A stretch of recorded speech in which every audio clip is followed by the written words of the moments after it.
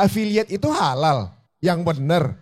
Ayo kita lihat. Boleh banget ya, tapi memang ada syaratnya nih, ada ketentuannya. Kalau dari sisi fikih, memang afiliator itu kan sebenarnya kan dia tahu produk tertentu dan dia woro-woro gitu. Seperti ibu-ibu ngobrol di depan rumah gitu, cerita banyak tentang keistimewaan. Ini produk ini bagus gitu. Akhirnya ada yang tertarik. Kemudian si temen konsumen ini beli, pada saat transaksi dia dapat fee. Jadi fee-nya ini karena prestasi transaksi gitu. Nah kalau itu bisa kita luruskan nih supaya bisnisnya jalan tapi juga sesuai syariah. Yang pertama adalah berarti ia hanya menjadi afiliator dari produk yang halal.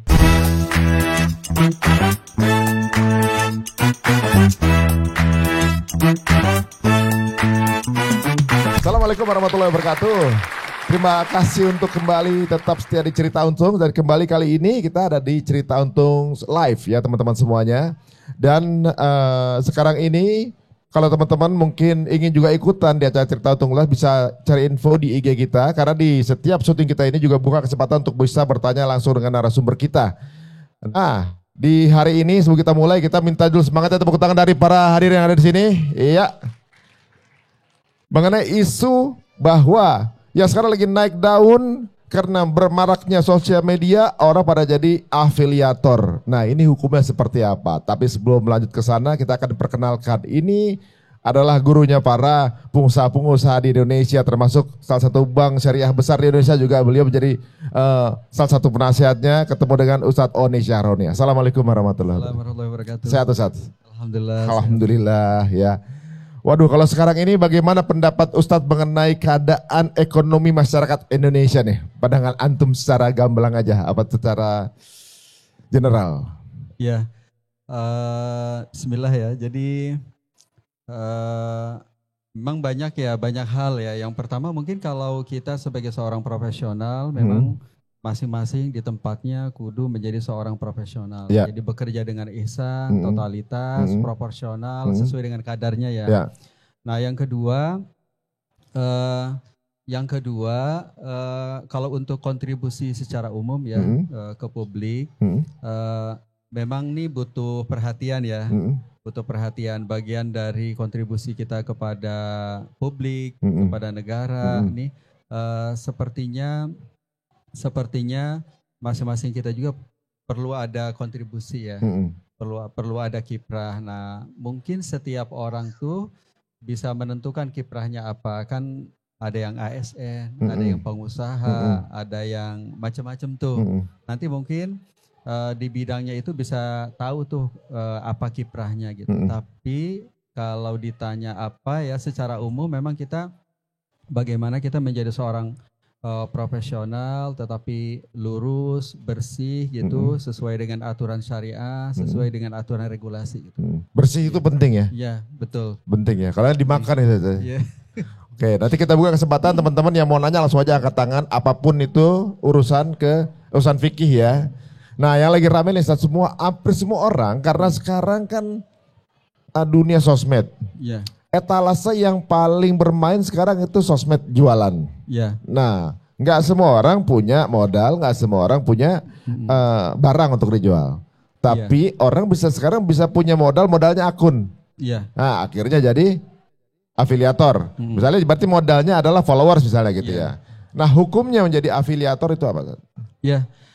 Jadi boleh banget ya, tapi memang ada syaratnya nih, ada ketentuannya. Jadi yang pertama, sebelum kita ke ketentuan, jadi kalau dari sisi fikih memang afiliator itu kan sebenarnya kan dia tahu produk tertentu dan dia woro-woro gitu. Seperti ibu-ibu ngobrol di depan rumah gitu, cerita banyak tentang keistimewaan. Ini produk ini bagus gitu. Akhirnya ada yang tertarik. Kemudian si temen konsumen ini beli, pada saat transaksi dia dapat fee. Jadi fee-nya ini karena prestasi transaksi gitu. Nah kalau itu bisa kita luruskan nih supaya bisnisnya jalan tapi juga sesuai syariah. Yang pertama adalah berarti ia hanya menjadi afiliator dari produk yang halal. Produk yang halal. Barang, jasa, apapun pokoknya dipilah yang mau ditawarkan ke rekanan, ke link, ke jaringan itu kudu yang halal. Jadi walaupun halal juga kalau produk yang halal langsung jadi haram? Ya betul, jadi nggak boleh menjadi afiliator dari misalnya program-program judi online atau platform gitu, jelas nggak boleh. Itu langsung haram? Ya betul. Nah kemudian yang kedua, ini kan pada saat ia menawarkan, itu si konsumen kan akan melakukan transaksi. Iya. Pakai alat bayar apa, nah kalau bisa, walaupun itu di luar kemampuan, minimal ada catatan nih, kalau melalui saya tolong pakai alat bayar syariah. Kalau mau tunai pakai, misalnya pakai transfer via rekening atau debit. Kalau mau tidak tunai ya pakai kartu kredit syariah gitu. Nah yang terakhir, yang ketiga, ini kudu jelas, karena kalau dalam fikih, kalau memang yang didapatkan oleh afiliator itu adalah bonus, reward karena mencapai prestasi, itu kira-kira akadnya itu adalah ju'alah. Ju'alah itu maksudnya, misalnya kita punya driver, kita punya khodimah di rumah. Selain ia dapat fee bulanan 2 juta, kita bilang, Mbak, kalau kerjanya rapi, cuciannya bersih, setrikaannya rapi, kita tambahin 500. Tapi 500 itu ia dapatkan kalau cuciannya bersih. Kalau tepat waktu, kalau enggak berarti enggak dapat. Nah itu kalau dalam bahasa Arab namanya ju'alah. Ju'alah, jadi jualan itu. Ju'alah tuh jualan sama? Ju'alah. Ju'alah ya? Ju'alah. Berarti si afiliator ini akan dapat reward andaikan terjadi transaksi. Kalau enggak terjadi transaksi, ya berarti enggak dapat. Persis seperti broker rumah. Kalau dia terjadi transaksi kemudian haknya dia nggak dikasih, yang salah yang jual? Iya betul. Jadi dia kalau memang kesepakatannya yang penting transaksi. Nah setelah minimum transaksi. Kalau transaksi harusnya kan si penjual dapat uang, si pembeli dapat barang. Jadi dia sebagai fasilitator, afiliator tuh udah berhak gitu. Nah gitu. Kalau yang jadi haram halal itu hanya yang jual atau yang beli juga? Harusnya kalau sih. Kalau yang beli ada ketentuannya nggak, beli dari afiliator? Oh iya, jadi kalau kita mau beli melalui afiliator, berarti checklistnya adalah yang pertama nih yang dibeli apa dulu. Satu, kan tadi kudu halal ya. Nah kemudian yang kedua, berarti kalau kita beli alat bayar, tunai tidak tunai juga tadi kudu pakai syariah, nggak boleh pakai konven kan ya. Kudu pakai konven. Nah kalau kita memilih siapa penjual, siapa afiliator, bagusnya sih yang jelas-jelas clear, misalnya perusahaannya perusahaan memang NKRI. Sekarang afiliator banyak perorangan Ustaz? Perorangan ya. Ya. Atau profilnya ini bisa dipercaya apa enggak gitu ya? Itu betul. Tapi secara umum kalau sederhananya mungkin itu, kalau afiliator boleh apa tidak berarti kriterianya 3 tadi. Jadi yang pertama, yang dijual produk yang halal. Yang kedua, dia kasih catatan alat bayarnya atau yang lainnya kudu halal. Yang ketiga, kudu jelas yang ngasih reward itu adalah perantara kedua atau si pemilik barang atau yang punya lapak. Itu kudu jelas. Nah, kalau ada lagi nih selain afiliator, ada juga pre-order. Pre-order itu hukumnya gimana? Yang jual dan yang beli. Misalnya gini, ada orang di sosmed gitu tuh, misalnya datang ke satu toko atau dia cuma browsing doang di sosmed, misalnya di apa namanya e-commerce luar negeri misalnya kan, ada barang ini, fotonya ini, dia ambil fotonya aja dia jual. Ketika orang beli, baru dia beli misalnya, kan gitu. Yang dia jual dia belum punya sih sebenarnya kan gitu kan. Nah banyak juga di sini sekarang e-commerce yang ketika dia berjualan itu fotonya bukan foto asli barangnya, tapi foto dia ngambil di Google atau dari jualan lain gitu misalnya kan. Nah kalau itu hukumnya seperti apa? Ya itu kan sebenarnya ada yang tidak boleh, ada yang boleh. Ada yang haram, ada yang halal. Tapi tugas kita kan bagaimana bisnis jalan ya. Bagaimana bisnis jalan tapi juga sesuai dengan tuntunan syariah. Jadi kira-kira kalau mau boleh, ini ada tuntunannya. Yang pertama berarti kalau barangnya inden atau tidak ada pada saat transaksi, maka harus ada kriteria yang jelas. Kalau memang gambar cukup, seperti kita mau GrabFood, GoFood atau lainnya kan beli gambar ya. Gambar berarti mewakili. Tapi kalau kira-kira nggak cukup, maka konfirmasi ulang seperti pakaian. XL ada ukurannya dari sekian ke sekian, L juga ada ukurannya, dikonfirmasi khusus untuk tukang jahit nih. telepon ulang sebelum transaksi. Ya. Nah, yang kedua harusnya ada klausul antara si pre-order dengan penjual bahwa nanti kalau barang terlambat, gagal bayar, rusak di jalan, siapa yang nanggung? Oke. Harus supaya hak-hak para pihak ini terpenuhi. Jadi misalnya nggak nyampe, gagal bayar apa. Nah, ini sesuai dengan hadis Rasulullah, "Man syara syai'an lam yarahu fa bil khiyari idza ra'ahu." Nah, kemudian yang ketiga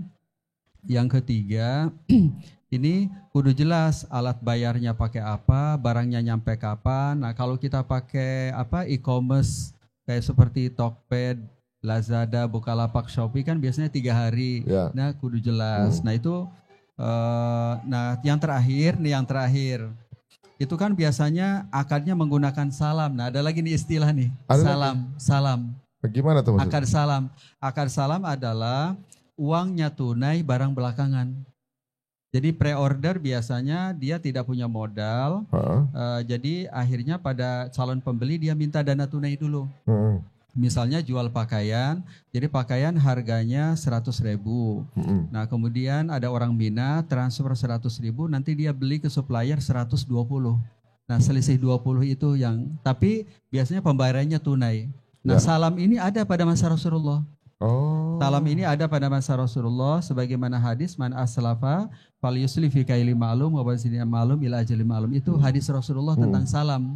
Dana tunai, barang belakangan. Nah, jadi salam itu biasanya untuk yang inden tapi berbentuk barang. Jadi pakaian udah jadi tapi tidak stokis. Itu nama salam. Tapi kalau perlu pembuatan seperti nasi goreng, lemari, pakaian, itu akadnya istisna. Kalau barangnya diproduksi dulu. Nah, ini ada juga pada masa Rasulullah. Jadi Rasulullah pernah memesan mimbar di masjidnya ke tukang, kan itu perlu produksi. Nah, jadi Rasulullah pernah melakukan akad istisna untuk mimbar Rasulullah. Jadi kira-kira boleh nggak tadi pre-order? Boleh tadi dengan 4 kriteria tadi. Pre-order, apalagi yang just tip. Ya. Just tip juga. Iya. Kalau just tip kan ilustrasinya berarti misalnya si A, misalnya mau ke Saudi, terus kemudian woro-woro di grup WA, siapa nih yang mau beli Albaik gitu. Nah, kemudian ya deh saya beli Albaik, kata dia, ini belinya kalau kilo kena cas misalnya berapa? Ya pokoknya tambahan lah, misalnya nambah 200.000 gitu. 200.000 misalnya. Nah, berarti 200.000 itu adalah fee. Upah atas jasa membelikan. Boleh ya, jasanya itu boleh ya? Boleh, karena itu. Enggak boleh? Kenapa? Boleh. Boleh. Jasa membelikan. Jadi, nah karena dia jasa itu kan akadnya ijaroh ya. Seperti kita berobat ke dokter per pertemuan 50.000 atau kita nyekolahin anak 1 semester misalnya 10 juta. Nah, itu tuh fee semua, kelompok fee. Nah, kalau fee berarti aturannya itu memang kudu berbentuk nominal, nggak boleh persentase. Yang nominal. Disepakati ya? Ya, disepakati. Jadi kira-kira per kilo berapa gitu. Mudah ya jadi sebenarnya ya. Tapi kalau misalnya walaupun begitu pasti permasalahan ditemukan selalu complicated gitu, komplikasi karena berbenturan dengan berbagai hal ditemui dengan secara berbeda. Teman-teman ada mau nanya, monggo silakan. Angkat tangan, chat, Ustadz juga nanya, ini juga Mbak juga nanya juga, silakan. Beliau ini yang dijual makam Ustadz, tempat penguburan gitu, Nah betul itu mau ditanyakan Ustadz. Jadi saya dari Al-Azhar Memorial Garden nih, kita kan pemakaman Muslim, jadi menjual makam, lahan makam, ya.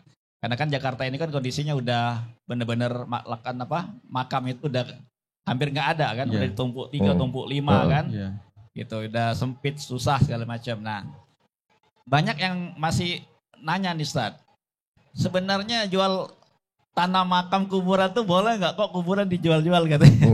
Nah, ini mungkin biar lebih clear, gimana hukumnya menjual tanah untuk pemakaman seperti itu, untuk pemanfaatan lahan makam. Ya, bagaimana pandangan syariahnya, hukumnya seperti apa, boleh nggak sih gitu, karena masih banyak yang mensangsikan, jadi dianggap jual tanah makam itu nggak boleh, ngapain kuburan dijual-jual gitu. Silakan Ustaz, mungkin ada penjelasan dari antum. Mungkin nanya ke jual tanah makam boleh. Makamnya yang dimakamin jual juga nggak? Fadal Ustaz. Iya. Pertama memang kalau kita ngejual memang kita kudu menjadi pemilik. Nah kalau memang kita entitas lembaga tertentu berarti itu memang kita kudu pemilik lahan ini. Tanahnya itu? Tanahnya. Berarti nggak boleh lahan lain, harus pakai skema lain kalau lahan wakaf atau apa. Jadi kalau mau menjual berarti itu statusnya adalah ia adalah pemilik sempurna, bukan gadai, bukan piutang, apalagi bukan titipan orang. Titipan orang, satu ya. Satu. Nah kemudian yang kedua, berarti barang yang dijual berupa lahan, itu berarti dengan adanya transaksi uang masuk, berarti lahan beralih ke pemilikan ya, transfer of ownership. Jadi beralih ke pemilikan kepada si pembeli tanpa batas waktu berarti. Kan kalau jualan memang bukan sewa ya, memang menjadi miliknya sempurna. Jadi misalnya tidak ada saya beli dalam 1 tahun tadi kembalikan gitu. Nah sisanya apa saja tuntunan ya layaknya jual beli pada umumnya. Kriteria harga, kriteria barang begitu. Jadi satu space makam itu udah jadi miliknya yang beli? Miliknya yang beli, oh, betul. Gitu. Jadi suatu saat misalnya saya mau jual tanah itu berarti boleh gitu? Betul. Segitu aja partnya dia? Betul, jadi sebenarnya kan sebagai pembeli, ia punya hak untuk menggunakan lahannya untuk apapun. Mau lahan pertanian, mau tempat pot, mau apapun. Apalagi untuk makam. Kuburan ya. Boleh. Kuburan kan itu kan salah satu sunnah setiap orang yang wafat, kemudian dia dia mandikan, kafani, dikuburkan. Apalagi dikuburkannya di daerah yang menurut saya sih kondusif, itu pilihan alternatif, pilihan terbaik ya. Orang pada berziarah, orang pada mendoakan gitu, daripada gelap gulita gitu benar. Tapi kalau misalnya sudah dibeli nih, kan dikelola kalau nggak salah, dikelola sama Al-Azhar kuburannya. Itu jadi kewajiban apa udah sebenarnya si pemilik itu betul udah selesai putus ininya? Betul. Nah memang ini yang pertama, kalau penjualan kudu jelas dulu nih A to Z-nya seperti apa. Apakah judulnya hanya penjualan ataukah memang itu dibuat ada area tertentu. Jadi selain jual beli juga ada perawatan, kemudian itu tuh harusnya ada skema lain. Misalnya ada budgetnya ke ada pembeli. Budgetnya. Gitu. Jadi misalnya bagi orang yang berziarah itu harus bayar, kompensasinya dapat fasilitas parkir gratis atau yang lainnya, harusnya ada akad lain. Misalnya jual beli. All in gitu, all in dapat pelayanan, dapat bisa juga. Oh, bisa satu akad begitu saja? Satu akad dapat pelayanan misalnya, semua. Berarti saya jual lahan ini sebagai, misalnya saya jual lahan ini free ziarah tanpa bayar gitu. Nah, seperti kita jualan barang juga, kita jualan baju free ongkir, free apa lagi ya, free garansi 3 bulan. Free seperti itu. Jadi ada benefit tambahan. Benefit service betul. Jadi dalam bab ini nih, Ibnul Qayyim dan Ibnu Taimiyah yang paling luas nih. Kalau para ulama lain itu jual beli bersyarat pada umumnya melarang. Tapi kalau Ibnul Qayyim itu mengatakan selama syaratnya ini memberikan maslahat buat kedua belah pihak, itu dibolehkan. Dibolehkan ya. Masya Allah. Ini Ustadz On ini gak kaku dan bisa melihat keadaan di zaman itu ya. Masya Allah, alhamdulillah. Jadi misalnya ketika beli lahan tersebut, dapat bonus memandikan jenazah misalnya, bahkan di bonus keluarganya dimandiin juga semua yang masih hidup gitu. Boleh juga kalau mau ya, servis itu ya terserah bagaimana akadnya nanti. Masya Allah. Tapi berarti halal itu akadnya Ustaz ya? Betul. Halal ya? Betul. Siap kalau gitu. Gimana Ustaz? Aman? Siap.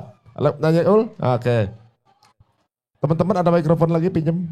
Satu di depannya ada pertanyaan. Ya teman-teman mau sesimpel jual beli yang simpel pun monggo silakan kalau mau ditanya. Terima kasih Om Mari, Pak Ustadz. Assalamualaikum warahmatullahi wabarakatuh. Izin sebelumnya saya mau nanya 2 hal yang berkaitan dengan interest saya. Yang pertama miara kucing sama yang kedua traveling. Yang miara kucing adalah karena saya punya kucing dan saya juga ingin bertanya bagaimana Islam memandang jual beli kucing. Dan kalau nggak salah correct me if I'm wrong, ada hadis Nabi yang melarang jual beli anjing dan kucing. Dan sekarang banyak banget breeder anjing kucing, apalagi kayak British Shorthair gitu-gitu. Dan yang kedua berkaitan dengan traveling, bagaimana hukumnya jika Muslim traveler itu makan di restoran kosher, in case kalau nggak ada restoran halal. Jadi carinya kosher. Karena kan persamaan kosher dan halal itu kan sama-sama tidak memakan babi ya. Jadi kosher itu apa maknanya? Kosher itu halal Yahudi ya? Iya. Halalnya apa? Dietary restriction for Jewish. Kalau secara bahan kehalalannya mirip sama Islam, tapi mungkin penyembelihan hewannya penyembelihan aja nggak pakai bismillah, cuma caranya sama gitu ya. Iya, jadi kan dietary-nya kan sama-sama mirip, tidak makan babi gitu kan. Tapi bolehkah kalau misalnya di suatu untuk negara yang nggak ada makanan halalnya dan kita pengen makan protein seperti sapi atau ayam, tapi cuma ada restoran kosher, apakah Muslim boleh makan makanan kosher? Terima kasih. Iya, kasih. Yang pertama mengenai kucing itu juga, saya juga kalau lagi ngeliat gitu di e-commerce ada jual kucing lucu-lucu, saya mikir lagi nih, boleh apa enggak beli kucing gitu kan. Nah, ada kucing di rumah yang saya dapat nggak beli, boker sembarangan, sebelum sembarangan, mau saya didik gitu sama saya. Gimana Ustaz? Ya, jadi sepanjang yang saya pahami, nanti boleh coba konfirmasi ke referensinya langsung ya, Komisi Fatwa atau lainnya ya. Setahu saya sih tidak ada larangan untuk jual beli kucing.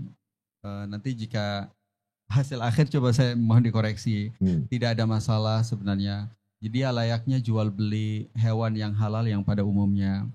Nah, mungkin sebenarnya sih PR kitanya adalah apakah kita bisa dengan piaraan kucing itu tidak merugikan orang lain, misalnya tidak mengganggu lingkungan, misalnya enak di rumah kita, mainnya di rumah orang ngabisin makanan apa gitu. Jadi sehingga jadi gaduh satu komplek tuh. Jadi kalau bab jual beli transaksi harga barangnya sebenarnya ketentuannya mengacu kepada transaksi jual beli pada umumnya. Mungkin salah satu poin yang perlu kita tadi bagaimana dia tidak mengganggu lingkungan ya. Tidak mengganggu lingkungan. Tapi secara jual belinya sebenarnya gitu. Tidak ada masalah. Karena ada juga ternyata yang nggak membolehkan, tapi ternyata di hukum ini juga ada juga yang membolehkan ya. Iya, betul. Oh, ya udah kalau gitu bisa beli kucing kita. Gitu katanya ada yang pakai mahram, apa istilahnya ya? Mahar. Katanya pakainya mahar gitu, bukannya beli itu khusus untuk kucing.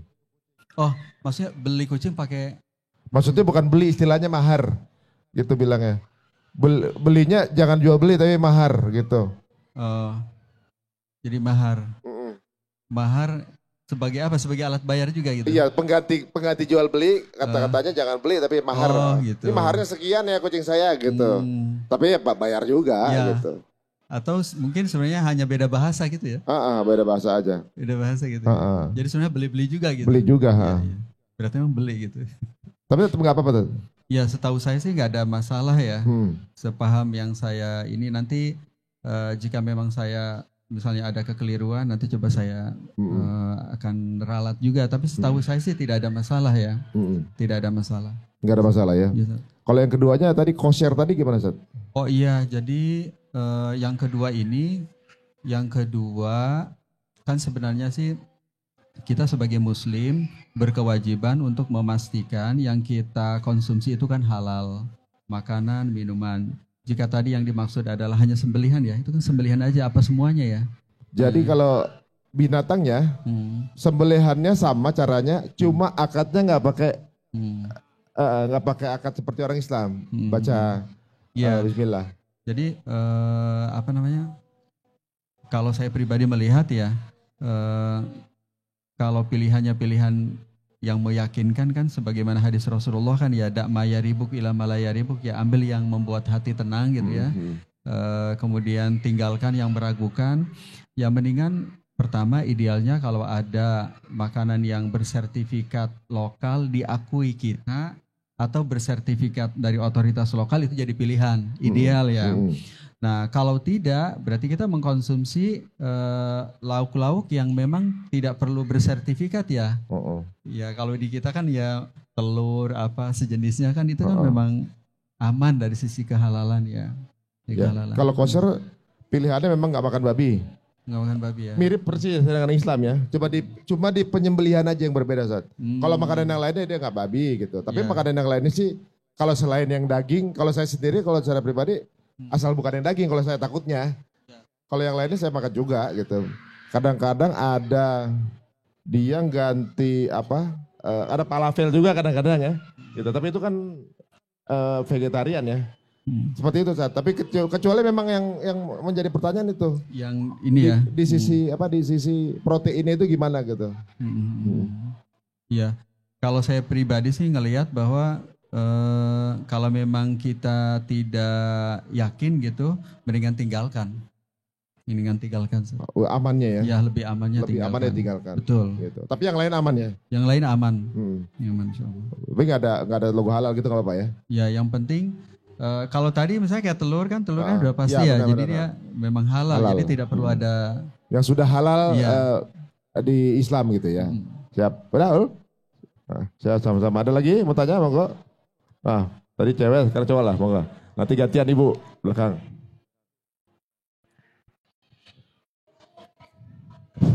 Bismillahirrahmanirrahim. Assalamualaikum warahmatullahi wabarakatuh. Assalamualaikum warahmatullahi wabarakatuh. Om Ari. Iya. Saya ingin menanyakan perihal fee. Fee dalam tadi Ustadz katakan yang penting pertama barangnya halal, yang kedua transaksinya menggunakan syariah atau yang halal, yang ketiga akad.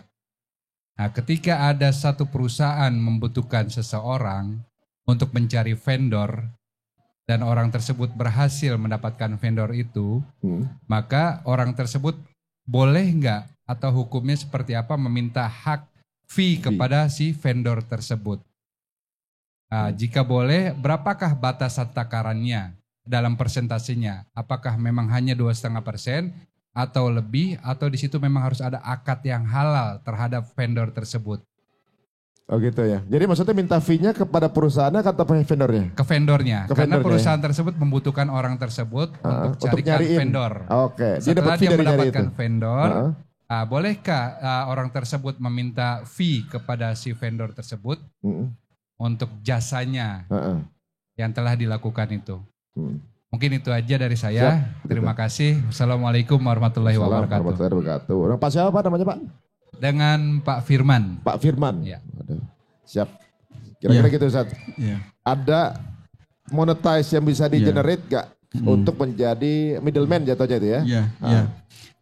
Iya Mas Ari. Jadi pertama nih kalau pilihan yang boleh ya. Pilihan yang boleh berarti satu, ia tuh kudu ada kontrak dengan calon pemberi fee. Kontrak. Siapapun pihak yang memberi fee, dia bikin kesepakatan dulu gitu. Betul, jangan sampai misalnya broker rumah. Tapi nggak jelas mau dapat berapa. Jelas apa tiba-tiba WA minta 2% gitu. Oh gitu. Jadi memang kudu ada ngomong-ngomong, kesepakatan, kalau perlu dituangkan biar angkanya, karena kalau rumah ya harga 5 miliar 2%-nya kan lumayan juga tuh. Iya, benar. Gerak dikit 2,5 gede juga gitu. Jadi kudu jelas. Nah, jangan hanya di WA telepon gitu, kudu dituangkan. Nah, kemudian yang kedua, ini kudu jelas juga apakah fee jadi yang tadi itu kenapa dituangkan supaya jelas pemberinya ini siapa, vendor atau perusahaan. Nah, kemudian yang kedua, perlu diperjelas apakah fee-nya itu berbasis nyari atau berbasis hasil. Kalau nyari ya berarti berhasil atau tidak dia tetap fee, tetap dapat. Tapi kalau akadnya ijaroh namanya. Kayak pasien ke dokter sembuh tidak sembuh, bayar 50.000. Bayar dokter 50.000. Kita mesantrenin anak mau lulus tidak lulus bayar. Namanya ijaroh. Namanya ijaroh. Sama juga advokat. Mau menang enggak di pengadilan ya tarifnya sekian. Itu namanya akadnya ijaroh. Tapi kalau jualah misalnya kayak broker rumah, dia baru dapat fee kalau terjual. Ya, dapat. Nah ini kudu clear. Jelasin, ya. Mau yang ini dalam kurung ijaroh atau yang kedua dalam kurung jualah. Terakhir tuh yang ketiga, peruntukan barangnya ini kudu halal. Ya. Peruntukan. Jadi kita kan fasilitator, mempertemukan Nah mereka ini ketemu ini untuk apa? Nah untuk apanya ini sebelum kita jadi pialang, pemerantara, nah kudu memastikan dulu, kudu tahu.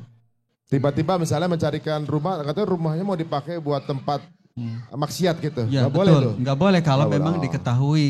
Tapi Oke. kalau memang untuk penyewaan secara umum, kemudian di sela-sela ada penyimpangan, itu Bukan urusan kita lagi. Bukan urusan kita. Tapi kalau taruh dari awal kita nggak boleh ikutan. Ya betul, Oh, betul. I see, Misalnya ini I see. tempat judi online, ini tempat membuat platform judi online dari awal udah Ya. ketahuan ya berarti nggak boleh. Nggak boleh, ya ya. Tapi kalau nggak dikasih tahu juga nggak apa-apa. Iya. Nggak apa. Tapi gini, kalau ternyata masnya mau dapat juga monetize dari perusahaan yang memberi order, boleh juga kan? Boleh, nggak apa-apa. Boleh. Dua-duanya juga nggak boleh. Dua-duanya boleh, maaf. Ha. Dua-duanya boleh. Yang penting sudah terkonfirmasi. Ada kontraknya. Ada kontraknya. Ada, oke. Ada kontraknya. Ada kesepakatannya gitu mas. Jadi Biasanya kan bonusnya itu sekian persen dari harga jual, sekian persen dari nilai kontrak, atau memang nominal. oh itu bebas ya? Nah itu bebas. Nah, itu kudu. Imbalannya bebas. Dulu ada Ibnu Abbas pernah melakukan. Hah? Jadi apabila ini fahuwa laka. Jadi kalau ini sukses maka ada bagian buat kamu gitu. Oke. Jadi mau minta sama yang pemberi order atau dari vendor, dua-duanya boleh, asal ada perjanjian. Asal ada perjanjian. Bentuknya boleh apa? Tertulis? Tertulis. Halus formil apa enggak? Enggak perlu. Enggak perlu. Jadi WhatsApp juga boleh WhatsApp. Enggak harus. Enggak harus. Oke, oke. Gimana Mas? Udah aman? Batasannya ada enggak? Ada batasan? Oh ya nggak? tidak ada. Enggak ada. Sebagaimana harga jual, batas maksimum fee tidak ada. Jadi yang jadi referensi adalah kesepakatan kedua atau kalau yang tadi ketiga belah pihak. Iya. Ya.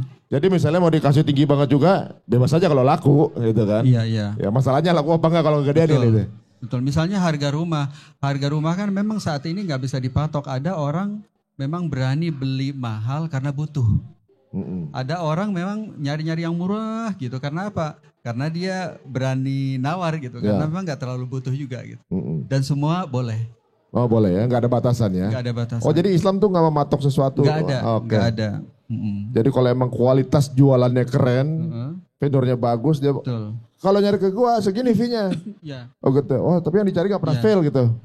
Oh ya terserah deh boleh. Oh, itu boleh ya? Betul. Boleh, Misalnya jualan pisang goreng di samping jalan, itu misalnya harganya satu pisang goreng harganya cuma Rp500. Tapi hotel dipotong dikit pakai bahasa Inggris apa gitu. Jadi 5 kali lipat ya enggak apa-apa Fred juga. banana. Apa gitu. Wah, Ya. kasih es krim dikit 80.000 gitu ya. Boleh itu? Boleh enggak ada masalah. Oh gitu ya Pak. Bawa ke hotel aja Pak. Siap. Aman? Ada lagi Bu? Silakan monggo. Nah. Oh gitu. Ya kadang-kadang dikasih packaging, dikasih itu. Mau dijual tinggi, juga apa, halal juga ya? Halal juga. Boleh kan ya, oke. Jadi es teh manis bawa ke hotel jadi iced tea jadi 50.000 Bu. Beli di sini mungkin bisa 3.000 ya kan? Gitu. Silakan Bu. Assalamualaikum warahmatullahi wabarakatuh. Waalaikumsalam Ustaz Oni dan Mas Ari. Perkenalkan saya dengan Endah. Saya ingin menyoroti dari produk perbankan ya Ustadz. Yang saya tahu kan Ustadz juga di Dewan Pengawas Syariah di Bank Syariah Indonesia ya. Nah yang pertama pertanyaan saya terkait sekarang kan harga emas lagi melesat ya Ustadz ya. Nah saya ingin tanya pendapat Ustadz terkait produk cicil emas di salah satu bank syariah tersebut gitu kan. Dari segi akad dan sebagainya itu bagaimana Ustadz? Karena ada pendapat yang tidak memperbolehkan. Itu di satu sisi diperbolehkan dan ada juga pendapat yang tidak memperbolehkan. Lalu yang kedua terkait asuransi jiwa di produk KPR Ustadz kalau di bank syariah itu ada juga yang berpendapat itu tidak diperbolehkan. Saya ingin tahu menurut Ustadz itu bagaimana? Itu aja dari saya. Makasih Mbak Endah ya. Iya dengan Endah. Jadi memang kalau nggak salah pernah ada yang bilang kalau beli emas akadnya harus fisik gitu. Kelihatan gitu kan. Nah kalau ini kalau di bank tuh boleh apa di bank syariah boleh nggak gitu? Iya. Ini cicilan emas ya. Iya. Cicilan emas. Berarti misalnya ibu beli emas 1 gram. Kalau tunai misalnya 1 juta. Kalau nyicil misalnya 1,2. Berarti margin 200.000.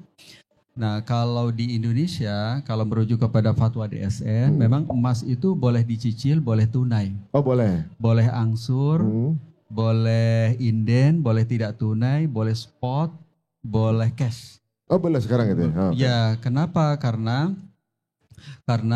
emas itu adalah komoditi, bukan alat bayar, bukan uang. Dulu itu jadi alat bayar. Dulu pada masa Rasulullah, jika merujuk kepada hadis Ubadah az-Zahabi Zahab, saat itu emas itu sebagai alat bayar. Kira-kira kalau kita ilustrasikan hari ini, beli lontong sayur buat buka pakai emas.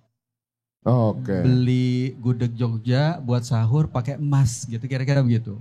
Nah, tapi turun-temurun hari ini semua pakai rupiah. Sahur buka pakai rupiah. Praktis emas itu menurut kelaziman itu adalah komoditi. Seperti halnya properti, seperti halnya baju gitu. Sehingga andaikan baju properti itu boleh dibeli tunai, cash, spot atau tidak tunai, sama juga dengan emas gitu. Nah, yang kedua sebenarnya ini tuh boleh tidak tunai, boleh cicil sebenarnya bukan pendapat baru. Jadi ada banyak ulama yang membolehkan emas itu dicicil. Misalnya Ibnul Qayyim, Ibnu Taimiyah mengatakan itu annal hilyatal mubahah sorat bisunati kasyab. Jadi kalau emas direproduksi menjadi cincin, maka ia keberadaannya seperti baju berstatus komoditi. Udah berubah fungsi ya? Berubah fungsi. Nah, karena ia seperti baju, seperti komoditi, maka boleh dibeli secara tidak tunai. Nah, jadi Ibnul Qayyim, Ibnu Taimiyah termasuk salah seorang ulama besar Saudi Arabia namanya Sulaiman Mani.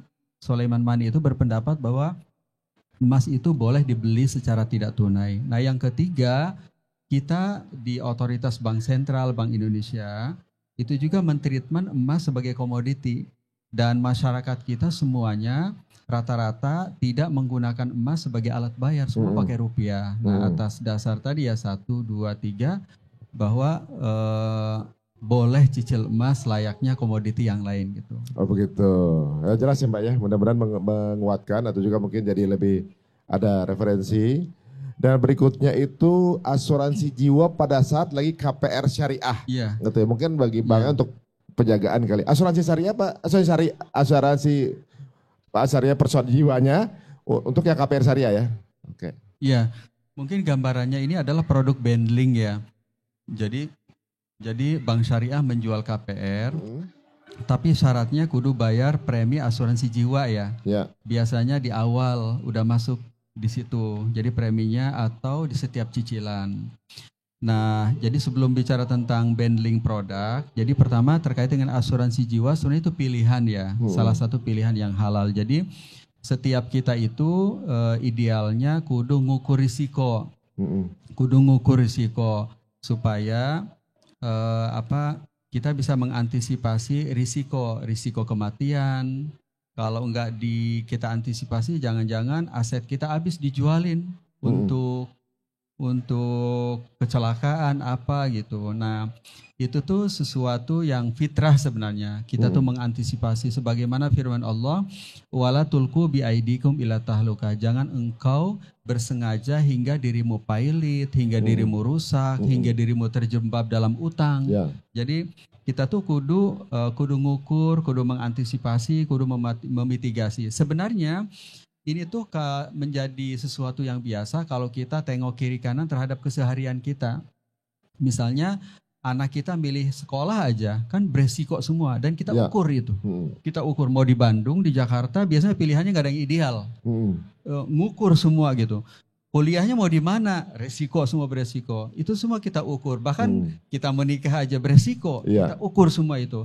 Sebenarnya mengukur resiko itu sebenarnya sesuatu yang fitrah. Dulu pada zaman sahabat itu mereka punya lahan, dan mereka ingin jadi aset produktif bisa menghasilkan income. Pilihan yang halalnya jadi modal dikelola, nanti hasilnya dibagi atau disewakan. Nah, dalam sirah itu sebagian sahabat memilih disewakan karena secara risiko aman, karena dia fixed income. Seperti yang punya kos-kosan, kan aman.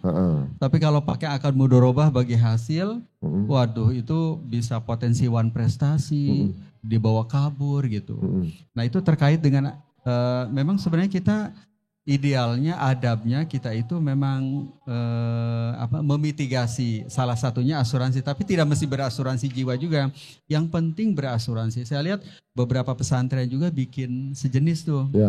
Sekolah. Nah, yang kedua terkait dengan KPR berasuransi, sebenarnya selama penjualan KPR itu berasuransi disepakati oleh nasabah, berarti menjadi mengikat. Menjadi mengikat. Ibarat misalnya kita beli HP dikirim ke rumah, beli HP garansi 3 bulan. Nah, selama kita juga ngangguk, selama kita setuju, berarti bundling tadi itu jadi klausul yang harus kita penuhi. Berarti kita kalau udah setuju berarti kalau misalnya dalam klausul tadi premi dibayar oleh si pembeli, ya berarti kita sudah merelakan tuh, begitu. Gitu. Begitu ya. Kalau pada saat masih proses KPR, udah jadi bangunannya misalnya, kemudian disewakan boleh berarti ya? Iya. Boleh ya? Iya. Udah jadi milik kita prosesnya. Udah jadi milik kita. Jadi misalnya rumah 1 miliar, kemudian DP 50 juta, maka sejak rumah itu kita terima, ya itu sudah menjadi hak milik kita. Boleh dimonetasi lagi gitu ya. Siapa tahu bisa buat bayar bulanannya gitu, bisa juga. Iya. Jelas ya, mudah-mudahan Mbak Endah ya. Ada lagi mungkin? Ya. Jadi ternyata banyak hal kelusan ya di Islam ini ya, nggak kaku ya, yang bisa menjadi jalan keluar gitu ya. Sambil menunggu, ada mau nanya? Ya. Oke, Ustadz. Kalau untuk sosial media, Ustadz. Iya. Orang kalau main sosial media ini kan main posting-posting aja nih. Tapi sebenarnya ada apa namanya? Adab halal atau haramnya nggak ngeposting sesuatu? Iya. Ada juga? Betul, ada ya. Jadi yang pertama terkait dengan niat ya. Niat. Ya. Jadi niat memposting ini untuk apa gitu. Jadi kita lagi makan, kemudian apa sebenarnya niatnya gitu. Kalau niatnya pamer gitu, oh pamer? Nah jelas nggak boleh. Itu nggak boleh? Nggak boleh. Misalnya ya, Islam gitu nggak boleh langsung? Iya betul, tapi itu kan memang di hati kita ya. Memang babnya bab niat nggak boleh. Jadi misalnya kita tuh di grup WA, keluarga di kampung, boro-boro ke kota, sehari-hari aja ke kebon gitu ya. Tiba-tiba kita memposting sehari-hari kita di luar negeri. Nah kan secara muruah kurang pas gitu. Kalau diposting di keluarga yang memang, nah itu mungkin kalau di yang lain boleh, tapi kalau di grup WA kurang pas, kurang menjaga perasaan anggota grup ya, grup WA keluarga. Nah itu yang pertama. Kemudian yang kedua terkait dengan konten ya. Terkait dengan konten. Nah konten ini pertama ya memang harus legal ya. Legal tuh maksudnya hak cipta orang, diplagiat atau apa kan nggak boleh juga ya. Oh gitu juga. Ya jadi misalnya Mas Ari ini punya konten yang memang misalnya hijrah fest atau apa gitu. Nah kalau orang lain, kalau misalnya itu tidak boleh dipotong-potong, tidak boleh jadi, ya memang orang lain nggak boleh mengupload. Oh, tapi gak mesti diinfokan di konten tersebut kalau tidak boleh diedit gitu segala macam. Harusnya kan kita harusnya si pembeli yang nyari tahu. Nyari tahu. Oh. Kita yang mengupload harus nyari tahu. Misalnya AI boleh nggak sih? Boleh nggak sih? AI boleh. Nah ini pas banget nih, pas antusiasme benar. AI boleh nggak sih sebenarnya? Nah itu memang kita perlu, saya juga belum terkonfirmasi, tetapi memang kita perlu cari tahu karena kalau googling itu kan hanya menampilkan data dari sumbernya ya. Dari sumbernya. Tapi kalau AI dia nyusun. Iya, dia mengambil semua sumber dan nyusun gitu, nyusun. Nah, itu memang kita perlu cari tahu apakah kita boleh atau maksudnya AI itu telah menampilkan data yang berizin atau tidak gitu. Mungkin itu perlu dicari tahu ya. Perlu dicari tahu. Jadi poin yang kedua adalah kontennya kudu legal. Nggak boleh asal comot, asal potong, asal apa gitu. Nah, kalau udah tahu, alhamdulillah. Kalau belum, memang kita kudu cari tahu. kudu cari tahu. Nah, yang intinya sih jangan sampai kita mengambil konten yang sebenarnya orangnya nggak ridho, dia udah miliknya. Itu yang kedua. Yang ketiga ya tidak boleh menampilkan konten-konten kayak pornografi, porno aksi gitu yang tidak halal lah gitu. Itu udah nggak halal jatuhnya. Postingannya jadi haram tuh. Iya, dengan sendirinya ya. Dengan sendirinya. Nah, kemudian yang bagian dari konten yang tidak halal misalnya membuka aurat aib orang lain ke publik. Jadi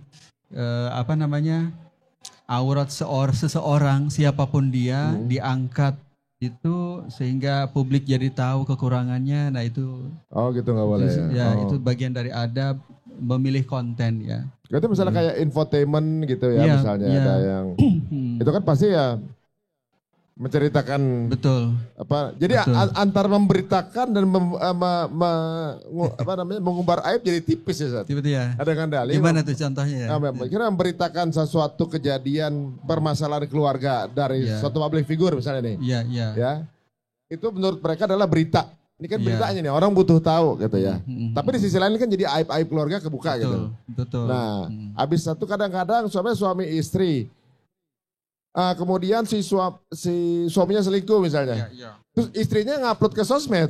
Gitu, ngupload ke sosmed penderitaannya dia gitu. Apalagi zaman sekarang kan kayaknya gampang banget gitu. Aib keluarga bisa terumbar. Itu gimana, Sat? Betul, berarti kalau contohnya misalnya kejadiannya suami istri, kemudian salah satunya mengupload. Satunya selingkuh nih. Selingkuh. Kemudian istrinya pura barang bukti perselingkuhan pasangannya misalnya. Kemudian diupload. Jadilah publik tahu perselingkuhan itu misalnya. Betul. Tapi kalau nggak digituin mungkin sebelumnya udah diperingatin, diem aja. Kalau nggak ada gitu biar kapok. Alasannya begitu misalnya. Itu kan jadi rame nih. Misalnya itu siapa itu yang kena ininya? Harusnya kan kalau contohnya tadi kalau ingin ngasih jerak kan harusnya ada tahapannya ya. Misalnya dengan mertuanya, dengan kakak si suami, supaya dia berhenti dari selingkuh ya. Jadi tidak harus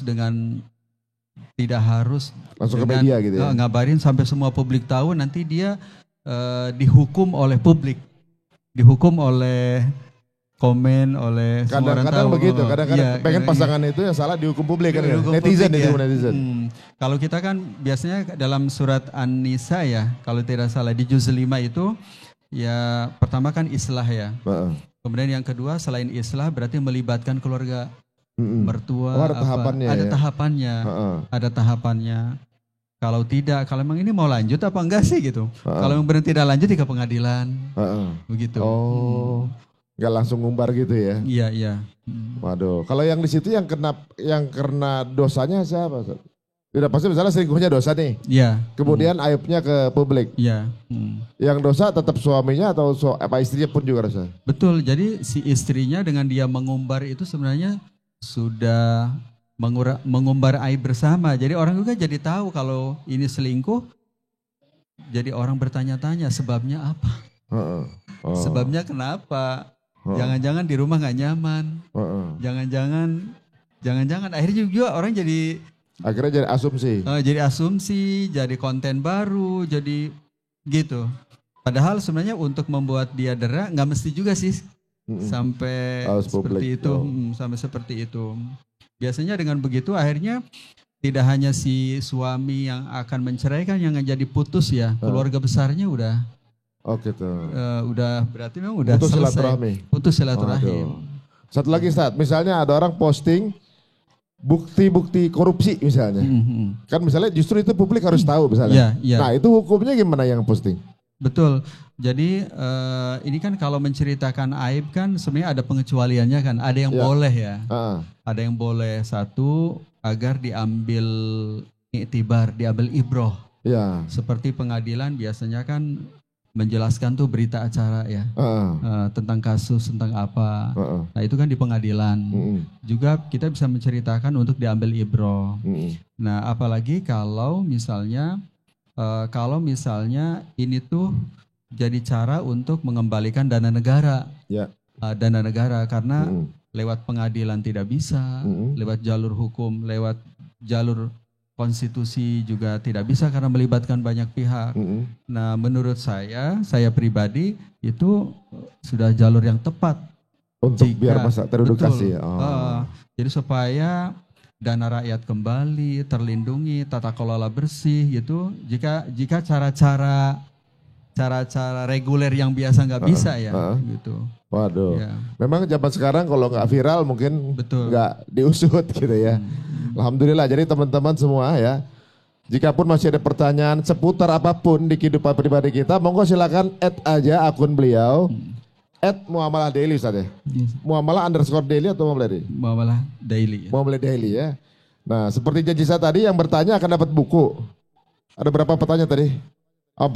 Monggo silakan di teman-teman dibagi dari ujung. Nah, masing-masing dapat 1 buku. Ini ada lagi. Oh, silakan Ustaz, pilihnya bukunya yang mana nih? Nah, waduh, dapat. Silakan tuh. Nah, itu buku Ustadz yang ternyata tertarik dengan fikih-fikih harian Ustaz ya? Fikih-fikih harian. Ngelakuin ini haram gak sih? Halal gak sih ngelakuin ini? Banyak hal-hal yang kita pikir sepele gitu, nggak taunya nggak boleh. Banyak yang kita pikir nggak boleh, nggak taunya boleh, kan gitu banyak hal. Waduh, terima kasih waktunya Ustaz. Mungkin kita akan lanjutkan lagi nanti di beberapa kesempatan yang lain karena tentunya juga permasalahan mengenai fikih ini nggak pernah berhenti. Dan karena kasus-kasus atau juga mungkin keadaan baru terus berjalan di mana mungkin contohnya dulu waktu kita ngobrol belum ada affiliate gitu, belum ada just tip. Nah, sekarang udah ada. Mungkin di beberapa saat yang lain nanti akan ada jenis transaksi yang berbeda lagi. Ya mungkin ada pesan terakhir Ustaz untuk teman-teman yang baru belajar untuk buka usaha. Iya. Alhamdulillah salah satunya adalah dengan banyak bertanya dan belajar ya. Mungkin dengan hadir acara seperti ini ini salah satu bukti ya bahwa kita ingin usaha kita ini, aktivitas kita ini halal. Halal. Ya, semoga terus apa yang kita laksanakan bersih dan juga halal. Dan minimal kalau kita ragu-ragu, monggo silakan DM beliau untuk bertanya. Ketika kemudian menjalankan kan kita udah lebih lega ya, Ustadz udah bilang seperti ini gitu. Ya, terima kasih untuk teman-teman yang menyaksikan dan juga yang di rumah. Jika dirasa ini tayangan ini menarik, monggo silakan share sebanyak-banyaknya di circle teman-teman semuanya. Jazakumullah khairan Ustadz untuk waktunya. Kita tuh cerita untung dengan Assalamualaikum warahmatullahi wabarakatuh. Waalaikumsalam warahmatullahi wabarakatuh.